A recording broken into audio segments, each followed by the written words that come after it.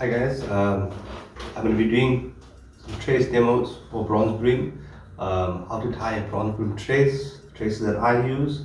But now I'm going to be showing you guys how I use the Daiichi Boss Octopus 3000, the Mutsu Circle number 2 BKK, as well as the Rock Point 10. To tie this trace, I use the Gusen fluorocarbon. It's a 30 pound or a 25 pound. You can also use normal mono. Obviously, a fluorocarbon being superior because it turns invisible in the water, more movement, stronger. Yeah, so but you could also, like I said, you could also use normal mono, which will do the trick as well. But I'll be using the Gusen fluorocarbon. But for the purpose of this demonstration, just so you guys can actually see how I actually tie the trace, I'm going to be using mono, which will actually be able to be seen much better in the video, hopefully. Okay, so I'm going to start off with the BKK Mutsu number 2 in this episode. Okay, firstly, I prefer a single loop trace. In a lot of the areas that I fish, sometimes there's flat ledges and there's trains and then there's scattered reef further out, and you tend to find the bronze bream bite much more on the brick that's a little bit further out and not so much on the ledge itself. So I need to throw further, and that's why I like a single hook trace. And when you bring the fish over, sometimes the second hook gets snagged in on the ledge when you bring it onto the ledge.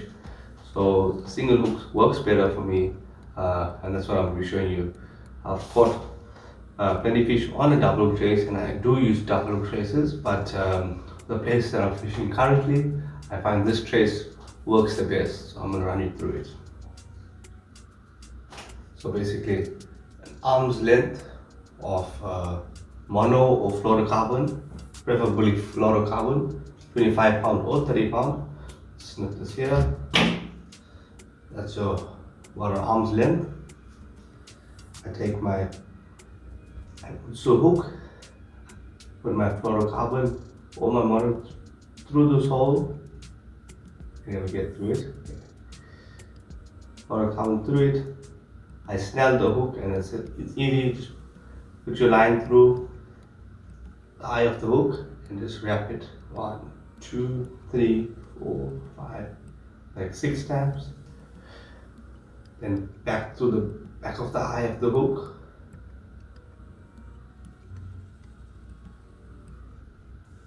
Okay, put it through. I like to use the wetty rod. Okay, pull it.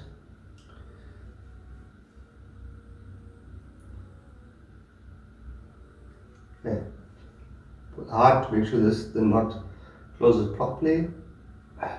It doesn't open up. The snare tightens and tightens as you pull harder, so when you honor a fish, it actually tightens. Yes, let's try again, try to push shorter.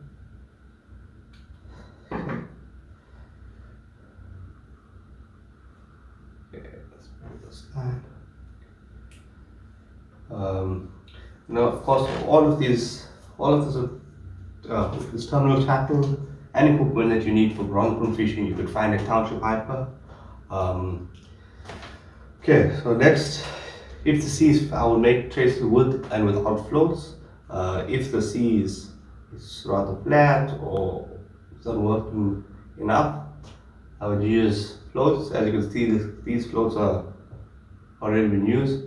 While you walk along the beach, I've been finding a lot of these floats.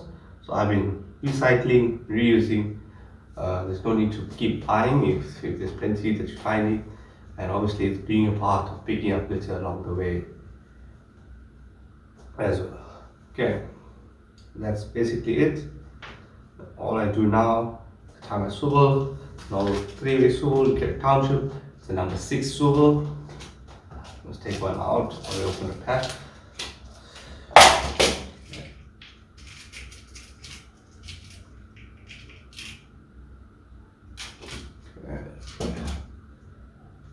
6 swivel. Okay, so already opened the pack. This is the number 6 swivel, a 3-way swivel. Now you just tie a figure 8, simple, through the hole of the swivel. Okay, arm's length, 3 loops, finger, and through the back of the hole.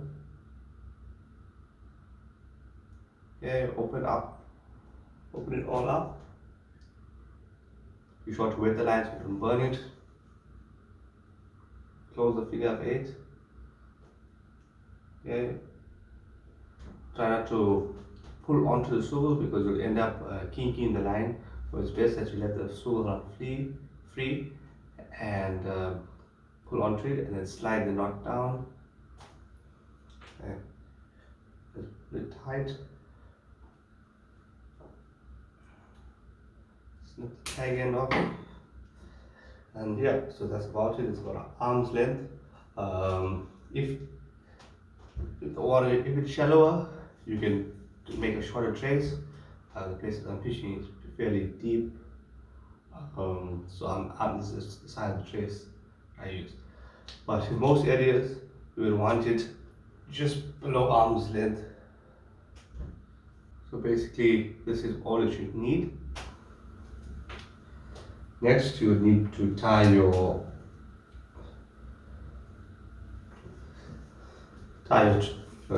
sinker snoot. I prefer to use a lighter sinker snoot. This is some old 20-pound line. So I'm just going to tie that on. Don't use a figure 8. I just twist the line a few times. Because at all costs you want this to break quite easily. Preferably not when you're throwing, but yeah, it should break quite easily. So when you order the fish and get stuck into the rocks, you'll want this to break first before anything else, and obviously still being able to land your fish. So I make it slightly shorter than my trace line, my hook snoot, sorry. You can go same length, but I just prefer to make it shorter. It also helps because when you honor the fish, it obviously the sinker is in the air or just above the rocks. If you don't have to cast far, make it even shorter the better.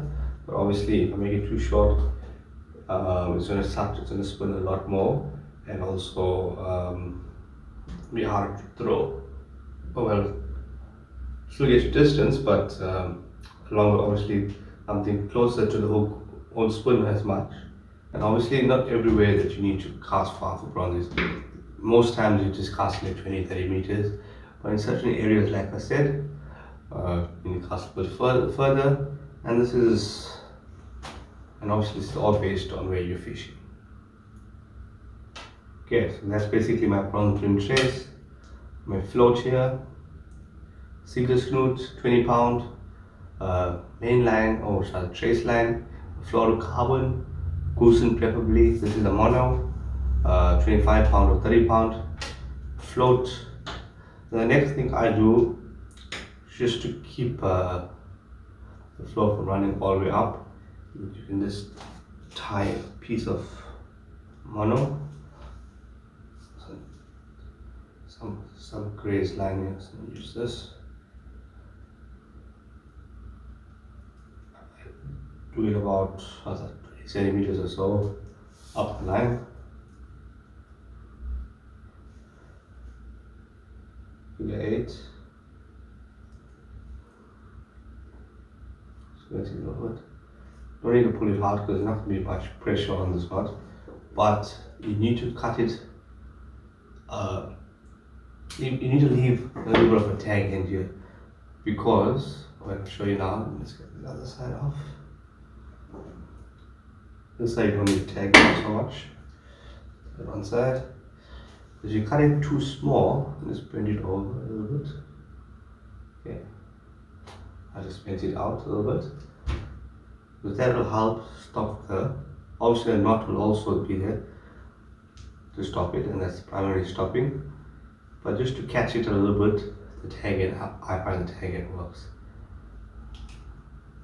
And then when you're reeling, there is no need for pressure, like I said, because when you're reeling, the pressure will be this way against the hook and not against the knot. So basically, that's my prawn broom trace.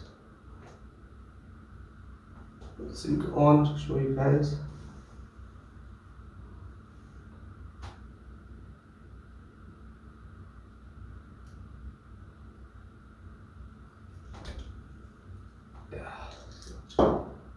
Trace.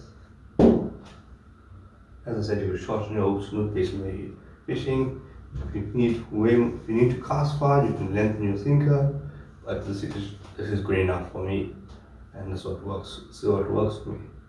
And like I said, when you're fighting a fish, your sinker will be off the ground, which will help you get snagged a little less. If your sinker is the same length, you'll find that you get snagged a little bit more when fighting a fish. So the shorter your sinker, if I can just roll this up, like I said, the shorter your sinker, the less chance of you getting snagged. So your fish is fighting here, sinker is sitting somewhere in the air, you get snagged less. Okay, get snagged way less.